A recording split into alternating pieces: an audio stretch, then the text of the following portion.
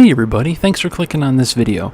Today we're going to be practicing using sign charts, which is a concept we use when we want to solve more complicated inequalities, such as quadratic or absolute value or radical inequalities. If you want to follow along, the links to the companion worksheet are in the description below. Also, don't forget to click that subscribe button to stay up to date on all the videos we have coming out from the channel. So let's get started. So we're given this function, x minus 1, all over the quantity 2x plus 3, times the quantity of x minus 4. Now we left some space here in the middle for us to do all our work. But down below it says state the values of x that cause f of x to be 0. Now where we look for that is the numerator. We ask what values will make the numerator 0. Well, the only one that will make the numerator 0 is x equals 1. Now for our purposes, because we're going to need it, I'm going to draw a number line. And on that number line, I'm going to start labeling values that we highlight. So we highlighted x equals 1. So I'm going to put 1 on the number line. Then part B says to state the values of x that cause f of x to be undefined. Now there's two ways f of x can be undefined. Either there's a 0 in the denominator, or there's a radical. Now this problem doesn't have any radicals, so we don't have to worry about that. But here we have two values, two factors. So that means there's two numbers where x could make this undefined. And this one, if we plug in negative 3/2, and here, if we have a positive 4. So x equals negative 3/2, and x equals positive 4. So I put those numbers on our number line also. Now I put these in a different color to remind me that this is 0 and these are undefined. Alright, so what that does is that breaks up the entire set of real numbers into 4 different regions. And so what we do now is we say, alright, let's take a number out of this region. Let's say negative 5. Now which number we pick doesn't really matter, because we ask, alright, what's the numerator going to be? If I plug in negative 5 minus 1, it's going to be negative 6. Now what we care about isn't the number. What we care about is the sign. So that's going to be a negative up there. If I plug in negative 5 into here, 2 times negative 5 is negative 10 plus 3 is negative 7. That's still going to be a negative in that. What about in here? If we plug negative 5 minus 4, that's still going to be negative. So this section of our number line is negative, because a negative divided by a negative times a negative is an overall negative. And so this is how we fill in a sign chart, is we pick values and then we decide for each factor, is it positive or negative. So in here we have to pick a number. Now the easy number to pick is 0, so I'll do that. If I plug 0 in here, that means 0 minus 1 is 0 on top. On bottom, 0 times 2 is still 0, plus 3 is a positive. 0 minus 4 is still a negative. So negative over a positive times a negative, so this region is going to be positive for f of x. Move on to the next region. So let's try 2. So 2 minus 1 makes this positive all over. This is positive, so plus. And then this, 2 minus 4, is negative. So positive over a positive times a negative is a negative. And then finally over here, past 4, let's try 5. 5 minus 1 is still positive over a positive times a positive. So this is positive. So we have two regions that are negative and two regions that are positive. Now one thing to note, once a certain factor changes sign, it usually stays that way all the rest of the way. So you notice this went from negative to positive, and then it stayed positive the whole time.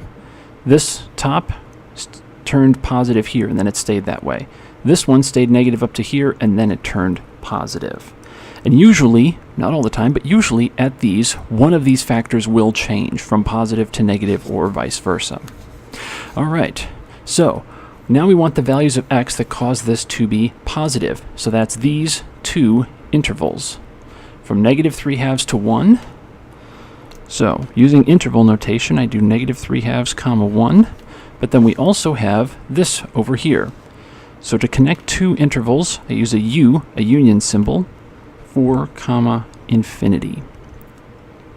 So for negative, we have over here, we have this part, so which is negative infinity to negative 3/2, and then hook that together with this interval from 1 to 4.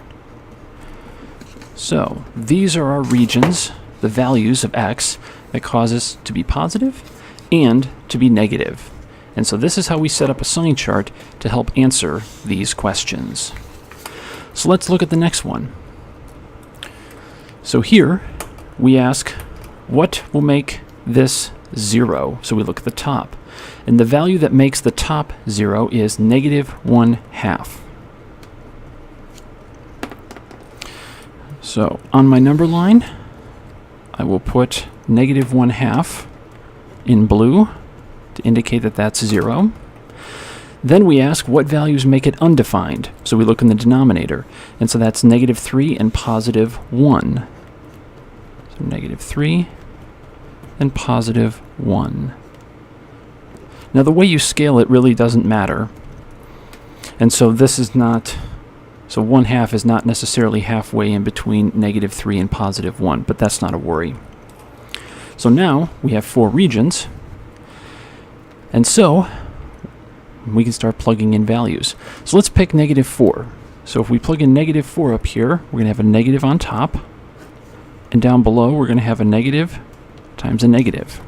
So that is all negative. Between 3 and negative 1/2, negative 3 and negative 1/2, let's try negative 1. So that's going to mean the top, 2x plus 1, is negative. Negative 1 plus 3 is positive. And then negative 1 minus 1 is negative. So now that this has changed to positive, notice that for the next two, this will probably also be positive as well. From negative 1/2 to 0, pick the easy number, 0. If I plug in 0 into the top here, that's going to be a positive. This, 0 plus 3, it's still positive, but 0 minus 1 is negative. And I forgot, over here, negative over a positive times a negative, that's a positive. Positive over a positive times a negative is a negative. And now over here, if we plug in 2, 2x plus 1 is a positive. X plus 3 when x is 2 is a positive, and x minus 1 when x is 2 is a positive. So this will be positive also. So now we ask what values cause f of x to be positive. So this interval from negative 3 to negative 1/2 is one interval. We hook that together with this interval from negative 1 off to infinity. And so what values cause it to be negative? Well, the rest of the number line, which is negative infinity to negative 3, and then from negative 1/2 to 1.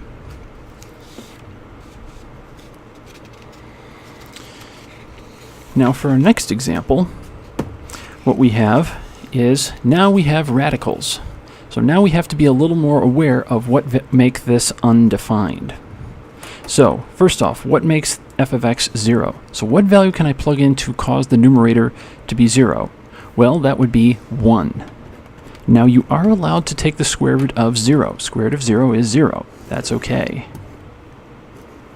So there's my number line, and there's 1. Now what values cause f of x to be undefined? Well, what makes this 0? 4. What makes this 0? Negative 2. So let's put those down. X equals 4, x equals negative 2.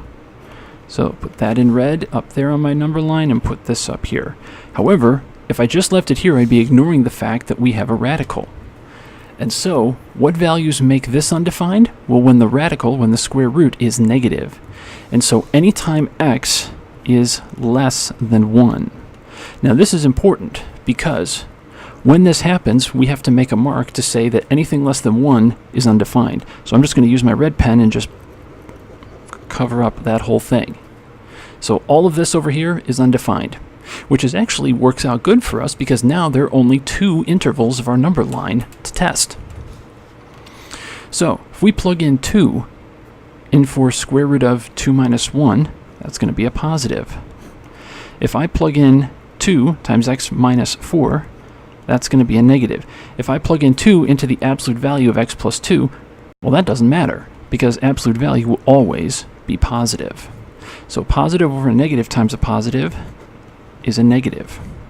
Over here, if we plug in 5, the square root will remain positive. 5 minus 4 is a positive. And then x plus 2, if I plug in 5, again, it's absolute value, so it doesn't matter. So that is a positive. So in this problem, there's only one interval each that makes it positive and makes it negative. So the interval that makes it positive is from 4 to infinity. And the interval that makes this negative is 1 to 4.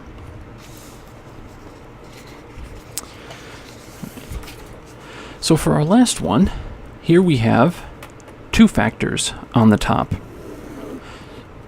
So that means there's going to be 2 values that make this expression 0. X equals 1 and x equals 4.